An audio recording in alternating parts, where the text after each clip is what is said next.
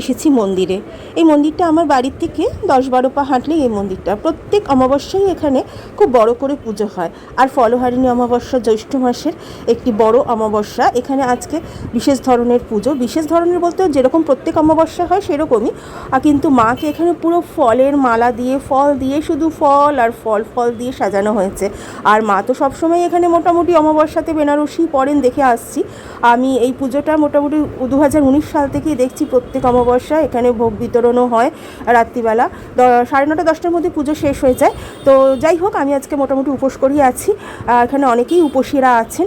আর ওই দিকটা এখানে মায়ের পুজো নেওয়া হচ্ছে, ভোগের স্লিপ, পুজোর স্লিপ। কারণ মন্দিরের গেট এখন বন্ধ, তো মন্দিরের ভেতর থেকে এখন পুজো নেওয়া হবে না। অন্য সময় হলে, সকালের দিকে হলে ঠাকুরমশাই মন্দিরের ভেতরেই পুজো নিয়ে সঙ্গে সঙ্গে সংকল্প করে দেন। এরকমই একটি ফলহারিণী অমাবস্যায় এক বছর আমি তারাপীঠে ছিলাম আমার দিদি জামাইবাবুর সাথে।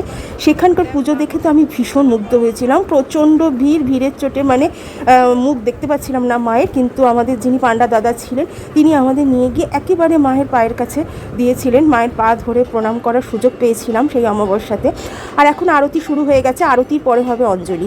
ফলহারিণী অমাবস্যা আদ্যাশক্তি মহামায়া নাকি শুভ ফল প্রদান করেন, অশুভ শক্তির বিনাশ করেন। ফলহারিণী মানে হচ্ছে ফল পাওয়া, শুভ ফল পাওয়া, ফলকে হরণ করা।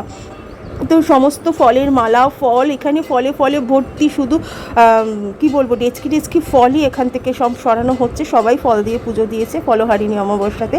এরপরে হবে অঞ্জলি। তো অঞ্জলির জন্য লাইনে দাঁড়িয়ে আছি, খুব গরমও লাগছে, 2-1 ফোঁটা বৃষ্টি পড়ছে, আবার বৃষ্টি চলেও যাচ্ছে, কিন্তু বেশ ভালো লাগছে। এখন মায়ের আরতি চলছে, তো আমরা একটু আরতিটা দেখি। আর ভিডিওটা কেমন লাগলো আমাদেরকে আমাকে লাইক কমেন্ট করে জানিও তোমরা।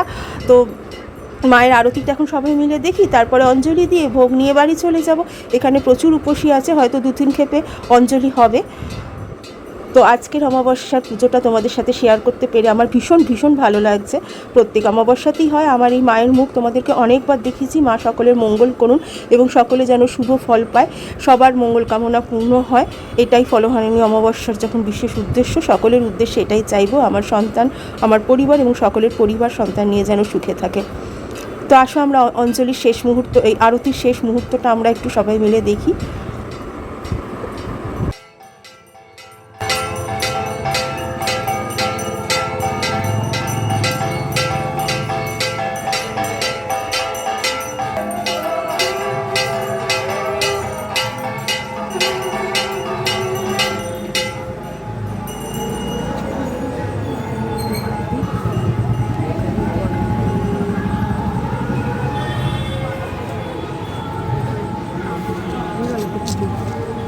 বসি